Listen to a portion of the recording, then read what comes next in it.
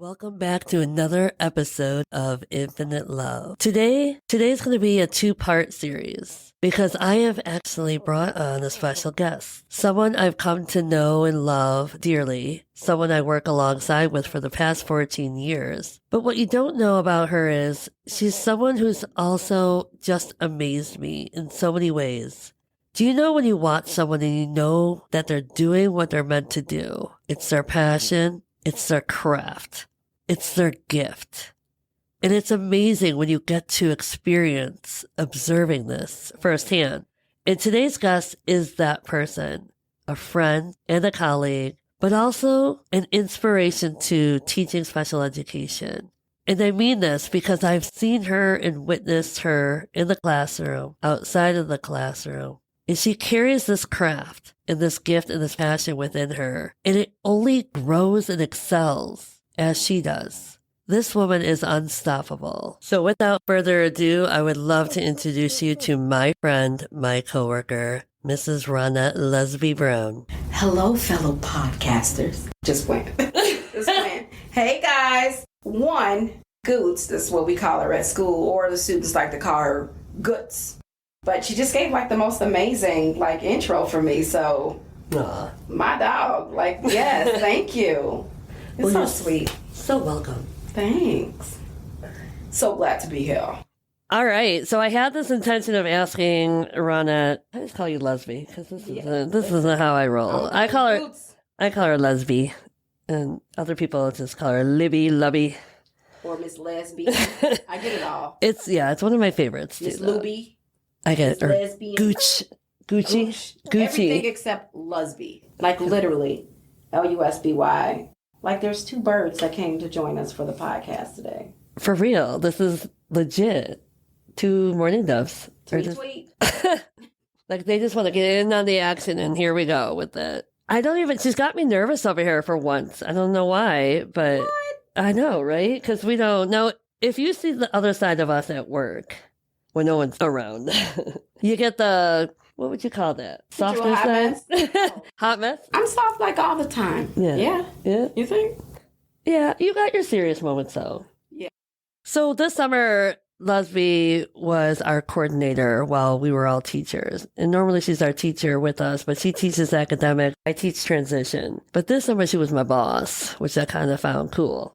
And we had the best summer ever, and it went by really fast. But on the downside of it, when the kids are gone, it's a whole different script, honestly, because we got to wear our working hat and then we change our hats up. But you know what? Coming into this summer, the one thing that I wanted us to just kind of feel that it wasn't work. Mm-hmm. I just think that when you have your work environment where everybody can come and be at peace and want to come at work or come to work, that's when we can be the most productive. And everybody is on the same page, and I just appreciate the hell out of that, Yeah, for sure. Even with our little powwow meetings at the end, we're going over the highs were the best. And the lows and what to watch out for, what to look for. Mm-hmm. Watch this student, I'll give you guys a brief about the parents.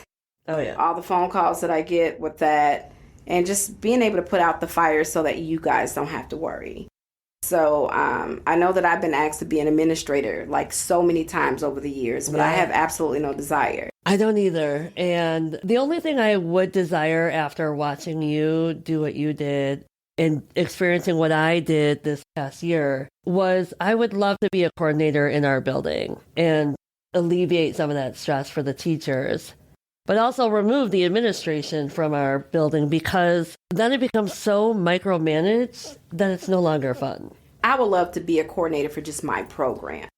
I'm in a facility that's away from the campuses, so it would be just my program. Yeah. And I wouldn't want to work 12 months. I would only want to do the 10 months because, let's face it, you don't want to sacrifice all that time. You need that time to reflect and pour back into yourself. I mean, you should be doing that every day anyways, but sometimes teaching can take a toll on you. And that comes from all angles. Students, parents, admin. Well, the one thing that I'm trying to learn are boundaries, right? Yes. I am really, really bad with that just because I enjoy problem solving, right? So I'm like the Olivia Pope of, alpha and special ed, because I've been doing this for so long.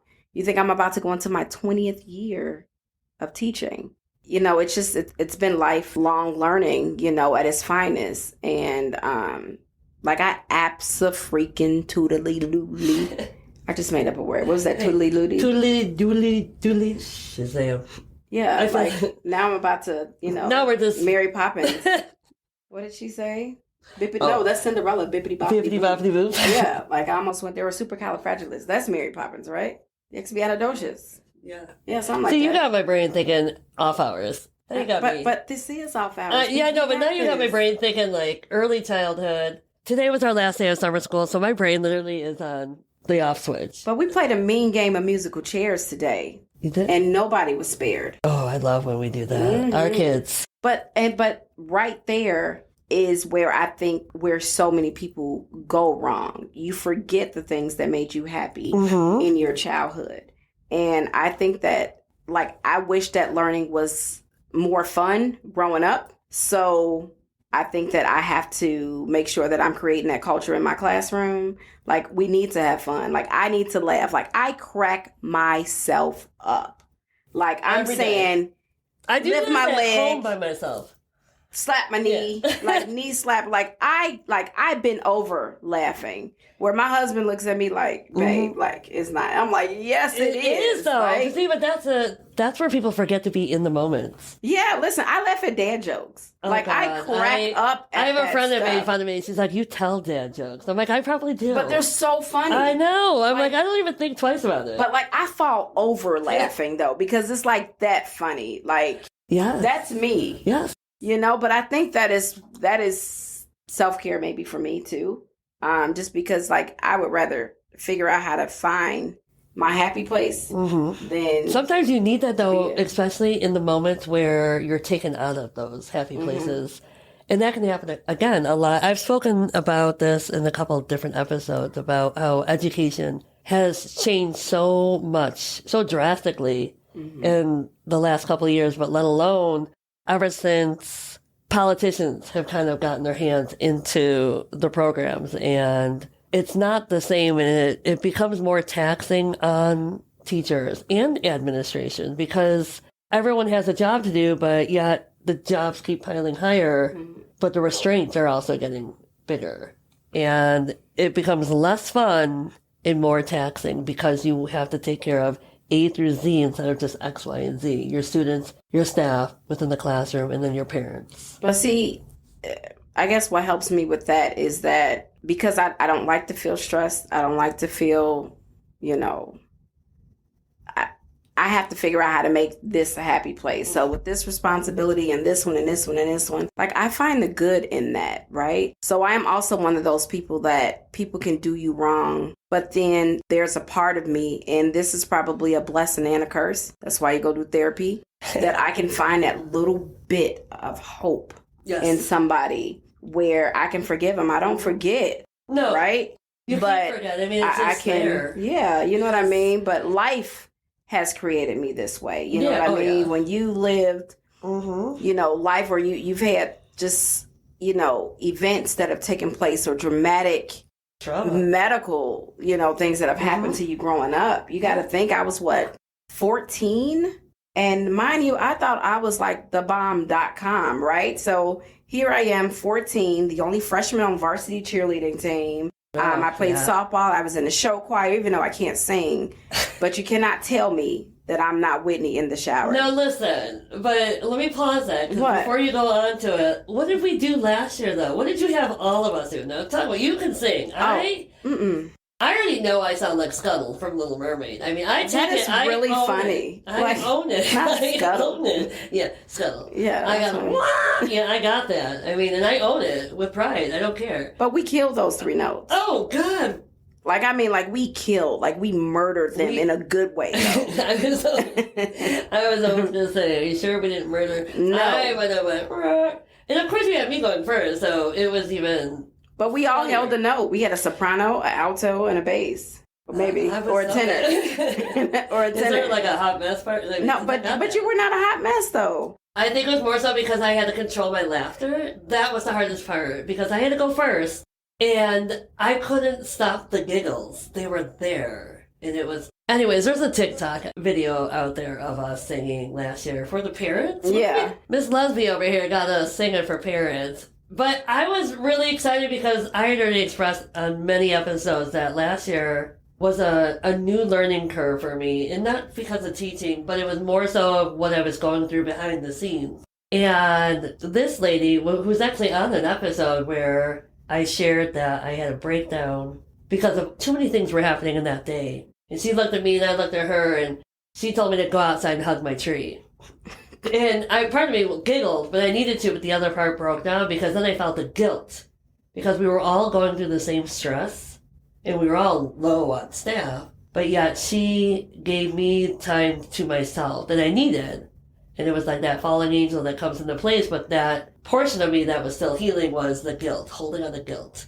Because you want to do, like you mentioned earlier, you want to be able to do it all. Mm-hmm. And that comes naturally for us. But the one thing that I've noticed is that you cannot make what you're going through mean nothing because somebody else is going through, right? Like, your story is your story. Exactly. And I would often, find myself like, well, I'm going through this, but look what she's doing. But at that moment, this is what I'm going through, right? So let me hurt about this right now. And sometimes you just got to get that out. Oh, yeah, for Crying sure. is just taking your soul to the laundromat. You know what I mean? Like, I cry at commercials. So do I. And again, my I can be husband's looking at smiling 1 me. minute and the wind blows just right. There's a bird that lands. I'm like, that's beautiful.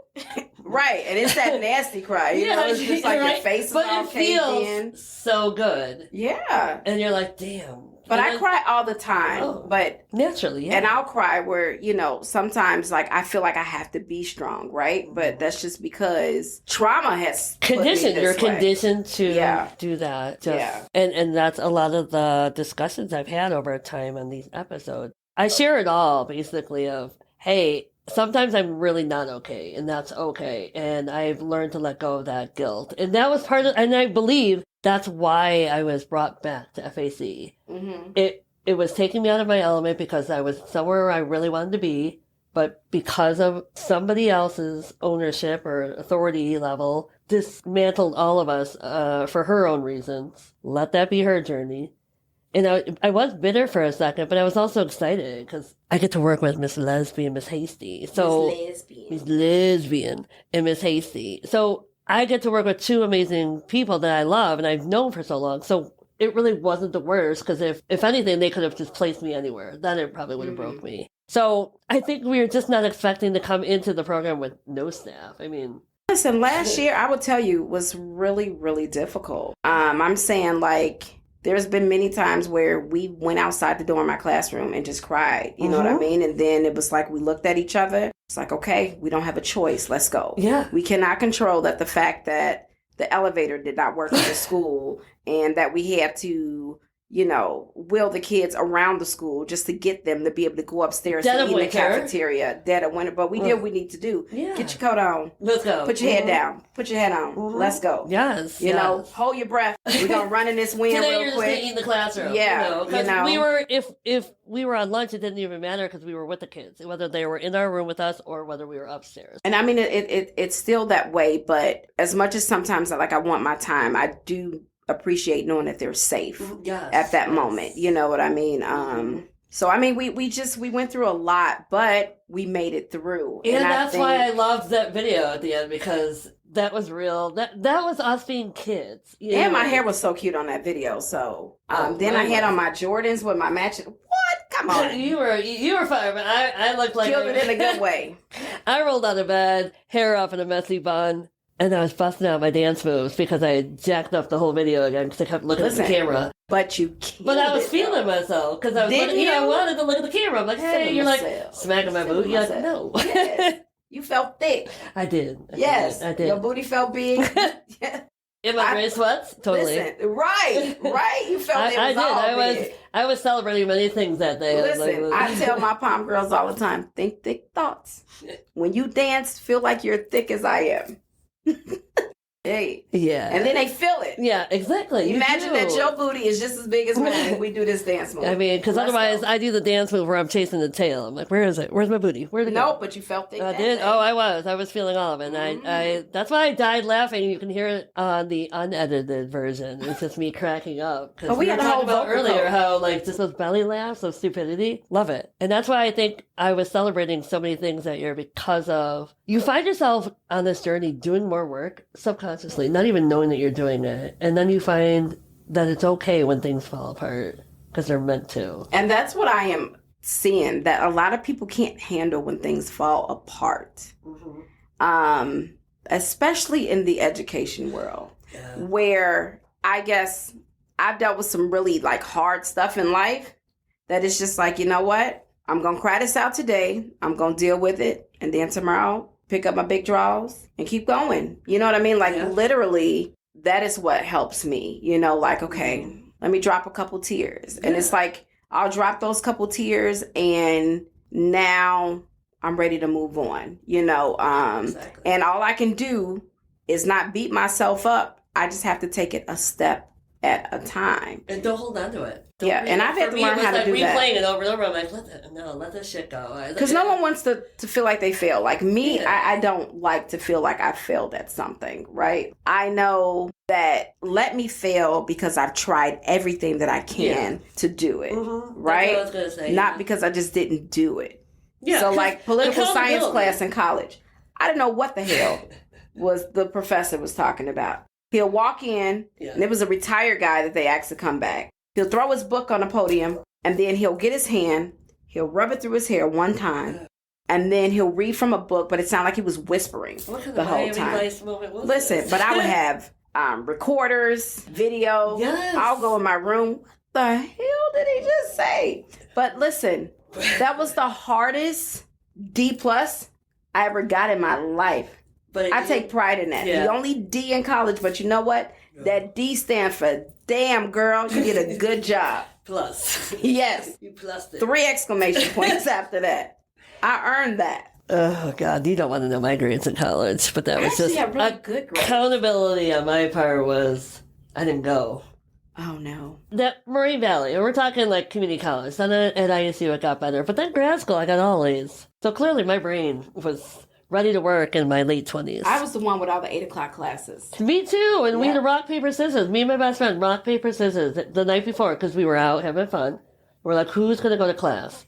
I lost every single time. Really? No, I was going to class. I would go to class. No. My hair was done. Got my makeup I can't. No, if you knew my friend, she's always dressed to the nines, always looks fire. Always. And I'm over here, and I own it, because I have no shame in my game. I move around so much with these kids, and I learned after my first year, dressing up every single day, I would come back and all my clothes were ruined. Something stained, whether it was my own fault from eating or feeding other students or just all the projects we did. And I was like, never again. I don't care. But you know what? I have my days where I get dressy. And I have my days where I'm putting on a cute pair of jeans and my Jordans. And she still looks amazing even on her off days. Don't even let her fool you, because her off day would be probably one of my best things.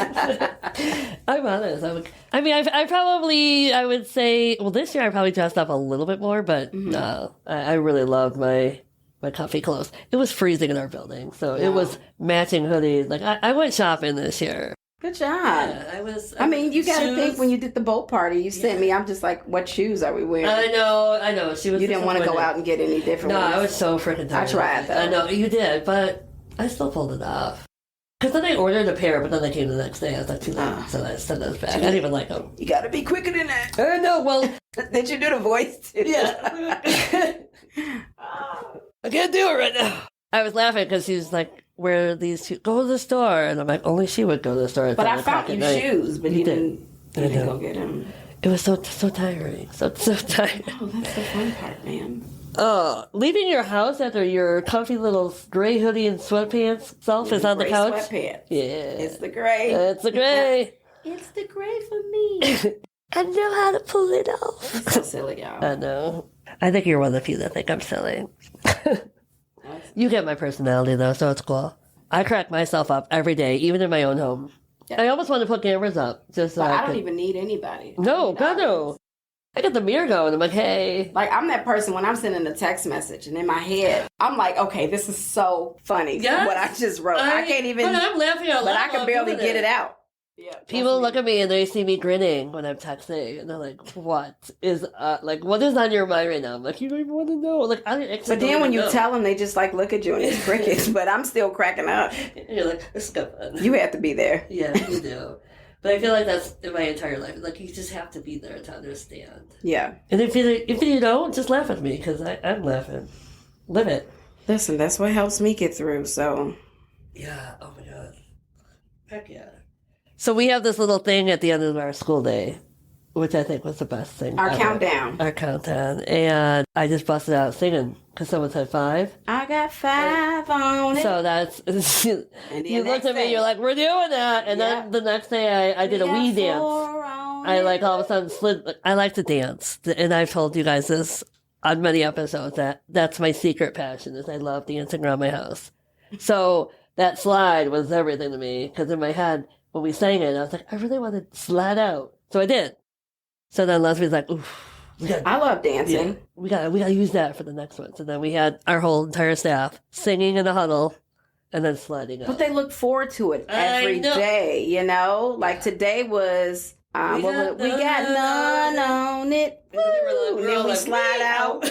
Right, you know? Like, but it's those little things that, like, they'll remember. Like, no one was afraid to be a kid again. I know, and that's the key to life. And I tell people that all the time, and that's how I started this whole journey was going back to what made me so happy as a kid. Being outside in the rain. I will dance in the rain any chance I got. Now, you know I went outside in the rain because that means my hair messed up. Yeah.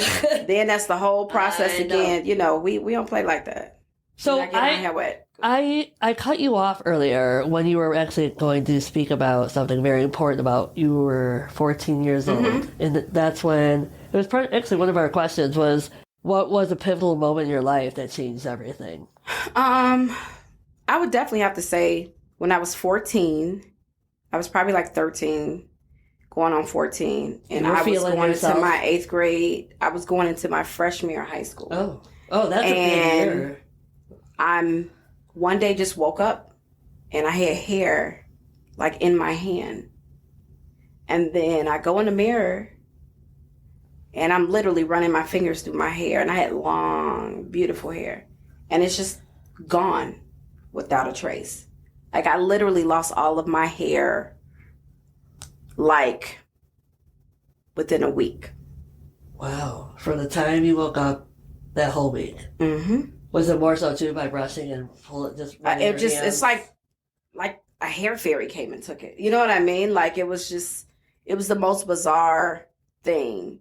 So you think pivotal point, cheerleader, having a great time. Yeah. And then I can't go to school anymore because I'm like, what is happening? And you have to think, at that time, nobody knew what was happening. So now alopecia, there's awareness being brought to that, right? Yeah.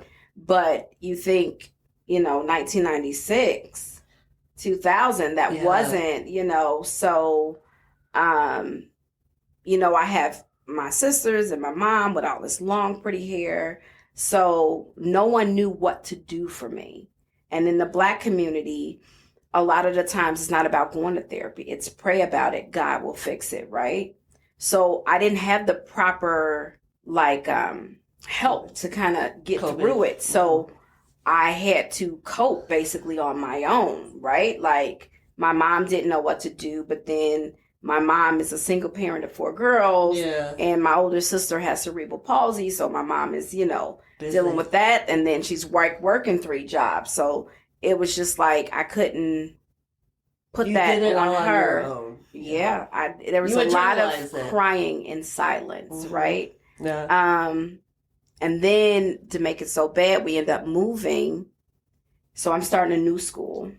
Oh. And they don't make hair pieces and wigs and units the way, like back then, they don't do it like that, I was definitely looking like a mother of the church back then, like it was just like I was on the usher board, that is how the usher board, that's how, I had like a bob wig with blunt bangs across with like a silicone, like fake scalp, What is that, like you know? a Tyler Perry movie? Yes, like I was walking around in a Tyler Perry wig as a freshman in high school. So of course, when I moved to this new school, I have to start a new school with the wig on.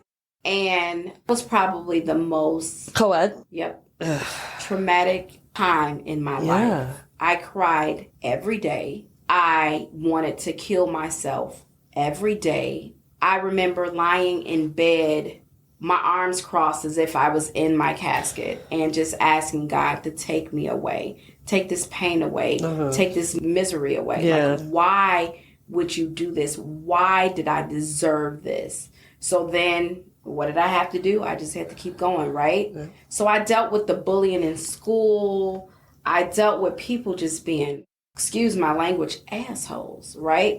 Because it was more accepted at that time if like someone had cancer versus, you know, like because alopecia. It wasn't awareness. Right. Like, right. And no one knew what was happening, right? So every day I lived in fear walking down the hallway that somebody's going to pull my hair off here. And how embarrassed I would be. And I would never forget, I was sitting in math class, and this was probably my sophomore year, sitting in math class, and I can hear this boy behind me, and I won't say his name, but I can hear him talking to a group like, for 50 cents, I'll pull her wig off. Oh. So now it's a game. Yes. And I don't bother anybody. You know what I mean? Yeah. And he got up and walking towards me. And I'm hearing his footsteps. And I said, Ronette, if he touches you, you are about to lose your mind. The closer that he got, I'm like, you cannot give him an opportunity to do this to you. No. I jumped. I said, if you put your so-and-so, so-and-so hands on me, I am going to so-and-so, so-and-so, and so-and-so, right? So I don't know how, you know, this works, but I don't want, you know, you're going to censor your podcast. There's an actual button that says, well, I'll just say so-and-so, so-and-so, and you guys can fill in the blank. And I think like that I scared him. He's like, what? I'm not even going to do anything. And I remember like seeing him in the hallway, and like we start arguing, and I'm like, I pushed him up against a locker, got pulled into the dean's office. Then they made us do like a mediation, and I just remember being in there crying like, what did I do to you? What did I do to you that you felt the need, that you wanted to embarrass me and be that cruel? What did I do? And I am crying that now he's crying, right? Because what did I do? Well, you made him self-reflect. Yes. One day seems like forever sometimes. And I tried to find my happiness every day, but it was really difficult. My mother noticed a change of, you know, with me at home. It's been recently that family members are like, you know, Ronette, we thought that you were like so stuck up and you were too good, but we're just realizing that, wait a second, she was going through some trauma. Like that was traumatic. So it wasn't that, I don't want to talk to you, I'm stuck up. It's, I'm insecure. I am fighting to stay alive inside. I'm talking myself out of not jumping or, you know, taking these pills or slitting my wrist or running out in traffic. You know, these are the thoughts. I know. I'm right there with you. Day, right? Because cheer stop, softball stop. I didn't want to run to a base, and what happened? My wig slide. I'm at home and my wig at third. How does that work? Come back. Right. Little Titanic moment. Right. You know. So I can't even imagine what that would be like. I didn't want. Because the more active, which is what you are, is you're very active as a teen. In all those situations, I could picture that, like how easy that is. I slide and my helmet comes off, so why wouldn't my hair come with me? My life stopped. Yes. Like my life stopped. And my thing was, Ronette, just keep your grades up, get through high school. You know what I mean? Like, so I was always pretty smart. So did you make friends at all? I have one friend who we were really close. You know, like, it's weird. Like, I've never had an issue, like, having a boyfriend or anything like that, right? Because when you got body, yada, yada, yada, yada. She does. She got a body, yada, yada. I got a cute face. Like, I like to think that, I'm a cute girl, right? But the girls made them feel like they were dating someone diseased. You know what I mean? And the amazing thing about all that is insecurity. Yeah. Jealousy. Yeah. Basically, jealousy. Because the girls were not very nice. And then if I did not want to talk to a boy, they were not very nice, right? So my thing was I need to get out of high school. Then I go to college. Of course, by this time, 4 years later, weaves are better, things like that. Found someone who can do my weaves and stuff. But then I still was nervous in college, Yeah. So, I still have to, have my guards up. But it caused me to live a guarded life where I don't let a lot of people in. Yeah. My circle is very small, and I'm okay like that because, of course, there's trust issues, right? And then from that point, I remember leaving college with a girl telling me, oh my God, I thought you had cancer. And I always thought that you were like, the most kept cancer patient ever. Like, when I say like, I've dealt with some ignorant stuff with alopecia. And then you have to think everybody you date, you have to tell them. You have to have the conversation, yeah. Just want to let you know, under my wig, I don't have any hair. I don't have my eyebrows. I don't have my lashes. And, it makes you not even want to date. You know what I mean? Because, I have to keep telling this story. So then say we break up. Now you have my secret. You know what I mean? The hardest thing to heal from ever. Yeah. Yes. I'm learning that. But yeah, that is when you're so open. And I'm a very open book. Mm-hmm. At least by now I am. But I'm also very vulnerable, especially if I'm close to you. I will become vulnerable and I will share. To the extreme, though, is when I really trust you. And, and I've done that in the past where it's like, man. And I've had people use what I've shared with them and use it against me. Mm-hmm. And there's nothing harder to heal from than that. Mm-hmm. Because it's like, here, I gave you a piece of my heart. Oh, you're going to give it back, but it's shattered. But I had to learn how to control my own narrative, right? Right. That was another hard. I was done being the victim of my story. I couldn't. Yes. I was like, this is getting old. It ruled me so much, right? Like, it was stopped. But for 30 plus years, I'm like, activities. This has got me nowhere. But I'm just like, what am I about to do? Obviously, my hair not growing. Obviously, I woke up another day. It's not a single strand. Like, you're like, Jesus. Right. Yeah, like, I love you. You learn how to do your own eyebrows. You learn Jesus, I'm taking the wheel this time. Eyelashes, you learn how to find good people that do great hair, and you just learn how to do that yourself. Like, I had to learn how to pick myself up, right? So then it got to the point that people didn't even know I had alopecia. Yeah. But then I am still living in this constant fear every single day. Even to today? Well, to this day, I would say that I am at a much better place than I was, right? So you think 2 years ago, I think it was like 2 years ago when I was nominated for Golden Apple, and it was just like... This is why I tell you she's an amazing teacher. Did you hear that last part? Nominated for Golden Apple. Yeah, so she should have won. 400 teachers in the state of Illinois. I placed in the top 30, and then I actually ended at the 11th spot. Yeah.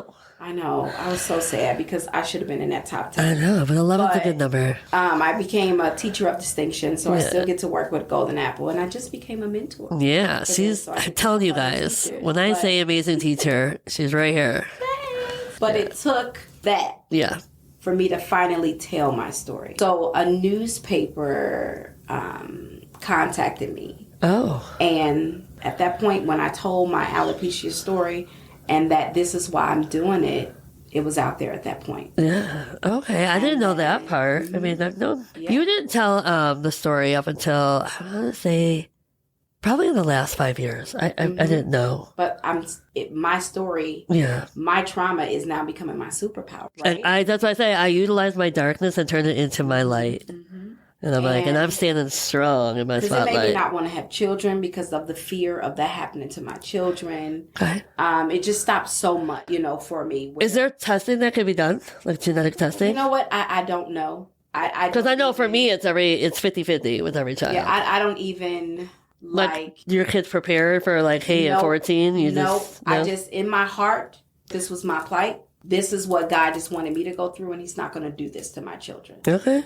you know. But I also think it would be being different anal about, you know, like their hair care, and you know what I mean. Yeah. Sometimes I have to like pull it back, right? But I also know that in my heart, I just want to believe that this is what God wanted me to go through. Yeah. Because I use that pain to be an amazing SPED teacher. Yes. Like, I just feel that with special ed teachers, there's no amount of training that they can do to make you be a great teacher, right? You have to be in the thick of it. Yes. It's your experiences that make you an amazing SPED teacher. And my Golden Apple platform was, I am fighting for the underdog. I know what it is like to be made fun of and talked about and bullied for something that I have absolutely no control over. Yeah. If I can talk to Jesus, you better believe I'm not going to be like, all right, listen, Jay. Because at that point, I'm going to need you to... He's going to be Jay. Yeah. Like, yeah, cool. Like, I'm not going to be like, listen up, Jay. Yeah. JC, what's up? I want you to give me alopecia, right? And make sure you do it like at the height of adolescence. Oh, yeah. Because puberty is by far the easiest. Yes. Like, just do it at the right time. And then don't just pull some of the hair. Take all of it. And then on top of that, as a bonus, come on, Jason, take my eyebrows and eyelashes, like, bring it, yeah, just, like, definitely, you know what I mean? Like, he's like, I got you. yeah, but he had me, right? But it's like, I would never ask for this, right? But on the other end, this has made me who I am today. It's made me sympathetic and empathetic. Yeah, you know, and that's why when I'm teaching. Yes, I might have a classroom of students with a cognitive level of, you know, 2nd or 3rd grade. But guess what? I taught them Lord of the Flies. Yes. And they preferred the original, not the Hollywood updated version. Ooh, really? Where they were actually in real choir robes, right? Yes. But they knew the characters in Lord of the Flies. They knew what happened. They knew my setting. They knew the plot. They knew who the antagonist was, the protagonist. They walked out my room knowing all of that, right? Because I am going to teach you to understand. It is my goal to teach students what other people think that they don't know, right? Or they can't. Which, again, we get a lot of people that label our students not just special ed, but basically just students that can't learn. Yes. They see our kids in such a different way as... Even in coaching Special Olympics, it's like, they can't do that. But these kids bring more to life. Yep. And they teach you not just what's going on within them in the classroom. They teach you love. They teach you empathy. They teach you humor and just everything that you can think of that you don't think of on the daily because you let that all go, especially if you're not present in the moment. But they want it. Yeah. They want to learn. I have one student... Every day, what are we doing today, Mrs. Lusby? Yes. You just walked in a room. I don't even, it's like they get in the door, they're like, Miss Coot. And if you don't say hi right away, you're like, checkmate. Yes. But you're like, if no what are we one doing? else loves you, like, oh, God, no, yeah. You know, and it's funny, even when I was realizing, because obviously a good portion of my teaching career, I didn't love myself or have self-worth that I was just amazed by. But man, the difference of feeling their love now versus then, like I was appreciative of it. I was like, oh, that's cute. That's endearing. You know, it's what I do. But now it's like the cutest thing ever where it's like, oh, you give me butterflies. You know, you make my heart full. And it's like really or it's like my clock goes up. It's like hug time. But they really, really love you. Like, I love what I do. Yes. Even through the pandemic. We rocked the hell out of COVID. No, God. I was teaching The Outsiders. And I would never forget, I would record myself reading the chapters. Okay. And I would send them links of the chapters to read. And then I knew how to like share my screen. And I would never forget, they had to draw a scene, illustrate a scene from the book when they had the fight with the knife. You know, with And I saw how amazingly talented my students were because I had one girl who actually drew the fountain that was in that scene, and the way that they, how I described the greasers when they drew the pictures, everyone had blue jeans on and white t-shirt, leather jacket. That was one of my favorite books to go through. And I still have it. You know what I mean? Yeah. And then we were able to compare and contrast the movie with the book, but like they got it. Yeah. Like they got it over COVID. Like I rocked COVID. Like we made it the best we could. We didn't have the resources like that, but what we would do is we would go live and teach our cleaning. So it was like we could clean our own house while they're cleaning their house. But then we'd just have almost like social work hours. Yeah. Where we would just talk to our kids because our kids were much older, but they just needed that. Well, parents wanted to just keep busy because at that point they were like, we don't really care. They didn't have the energy to put them on the computers. But so how difficult it was for the parent. Like, it was hard. Yeah. And as hard as that was, like I wanted to cry like every night. I still had to be strong because, of course, we had a lot of staff that were not computer savvy. So like I didn't have a choice but to be computer savvy. Yeah, I know. And then I didn't have a choice but to be able to share that with everybody because I wanted everybody else to feel confident in themselves and their craft during that time. Yeah. And it'd be like, Lusby, I'm so sorry for bothering you. You're not a bother. No. And then I would cry later. You know what I mean? Because I would always just tell the parents as they were texting, like, listen, we're doing this together. There is no... So then sometimes I would just call the parents and do a check-in. Yeah. Because they found that easier. They're like, thank you. And I'm like, I get it.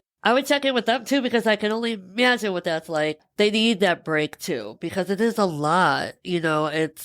There's so much going on that sometimes it's a nice little reprieve for the parents when the kids go to school and we have them for the 8 hours. Then they come home because of just their different disabilities, their behaviors, everything. It's just taxing, let alone that they probably have other children at home. I can't imagine. I live alone, and when I get my nephews, I would always like put my hand on their chest as they're sleeping. I'm like, you awake? You sleeping? You breathing? I never slept. Anytime I would invite my nephews to sleep over, I never slept because I'm knocked out.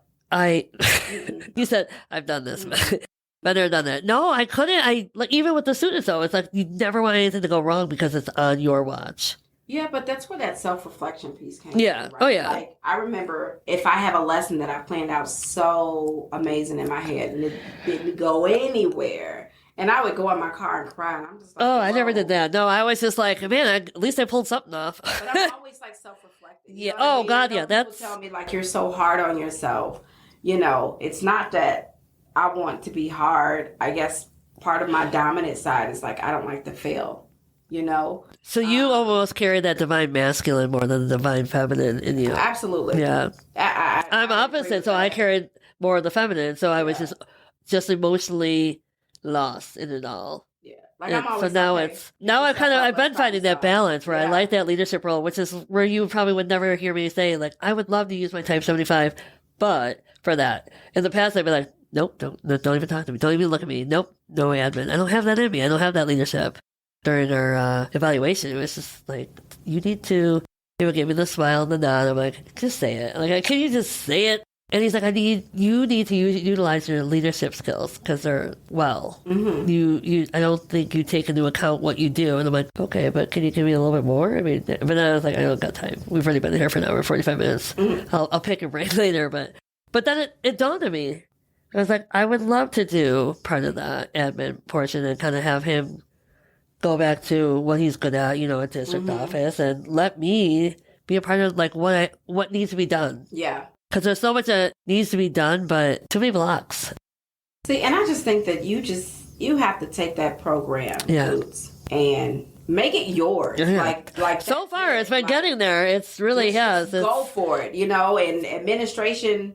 You ask them questions later. Yeah. Listen, just do it. Yeah. That'd be a great bulletin board. Just do it. Yep, with a big Nike symbol. And then just put all the things that you want to accomplish. Yes. Or that you have. Like almost like half of it could be everything that you already have accomplished and all your desired goals for the year. Yeah. Oh, and make them in gym shoes. Yes. Mm-hmm. Ooh. Don't be a dope bulletin board. Yeah. Whoa. What? We don't have those, but you can do it. Wow. Yeah, no, that's that, that flow that kind of just, when we would work together. Just gotta go for it. Well, that's why I think we got a lot more done this year because of that. And I told him, I wasn't afraid to speak up. And I said, my job, I said, if anything, you might not like it or appreciate it, but my job is to be an advocate for the kids, and I will die fighting. Let's make this year about the kids. What's a no? Everything's a no. It's crazy. Then he's like, what can I do to help? Not say no. How about follow through? Yeah. Yeah. If I give you a task, I need you to follow through. Not last minute, follow through. Right now. Yeah. Over the summer, you got plenty of time to get all this done. That's what we just talked about for Monday's meeting. He's looking at me like, oh, okay. I was like, yeah, I'm highlighting you on this one.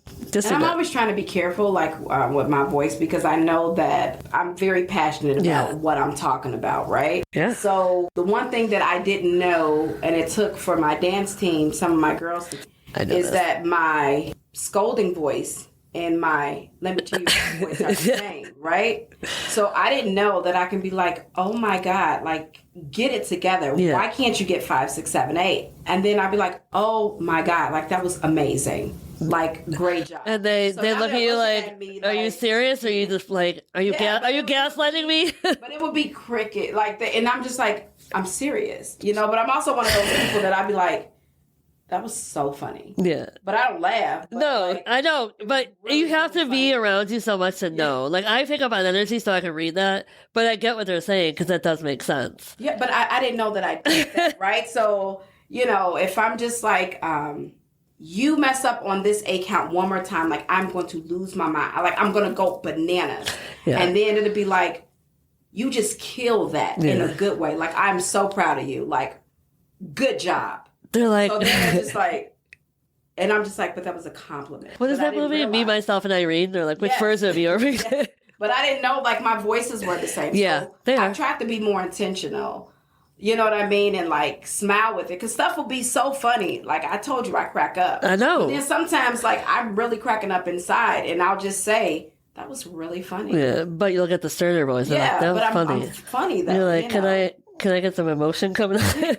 It's so, you're like, is it funny? Are you sure? You know, when they know you apply it and you do better. Yeah. So I just think that just with me with teaching Goots, like, I absolutely love what I do, and it shows. I mean, my intro, it shows. Like, I want it to show, right? Yeah. Like, I love the kids. Yeah. I love making sure parents are okay. Yeah. And then I love making sure staff are okay. I never want you guys being able, even on my worst day. Yeah. Where I have no energy, I still want to be able to be a life source. You know, I still want to throw that life jacket out for you. You know what I mean? For sure, like, yeah. You know, I'll cry in the car. We got to work on the whole not crying all the time. No, that's, I think. No, I don't want to just cry, first of all. No, okay. I get my makeup for the day, so. Okay. You know. The way you're making it, I was like, does she cry every day? Okay. Sometimes I'll cry just because I'm happy. Oh, right? I do that, yeah. There are times where, like, I'll cry pulling up in my driveway. I'll put my car in park and sit there. I wanted to stop there before we went into self-reflection. So stay tuned for part 2.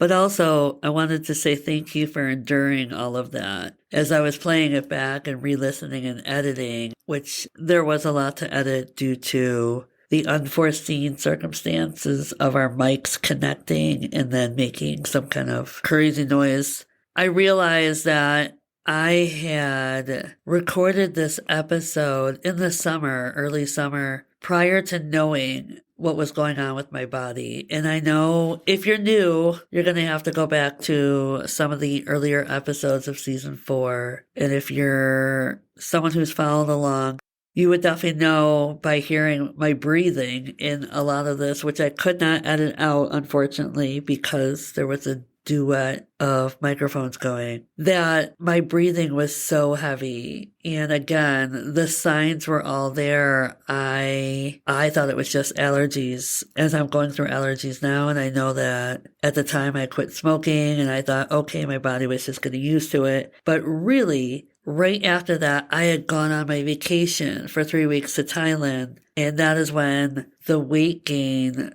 just kind of popped within my stomach. And if you're new to the whole episode, I ended up having some serious uterine fibroids that were so massive that it actually made me look and feel like I was 29 weeks pregnant by the time I had my hysterectomy. So my breathing was very labored in this episode, and it probably will be for part 2. So thank you. Even if you cringed during it, thank you for listening, as always, for your support. And God love you. But isn't my friend amazing? I just had to put that out there.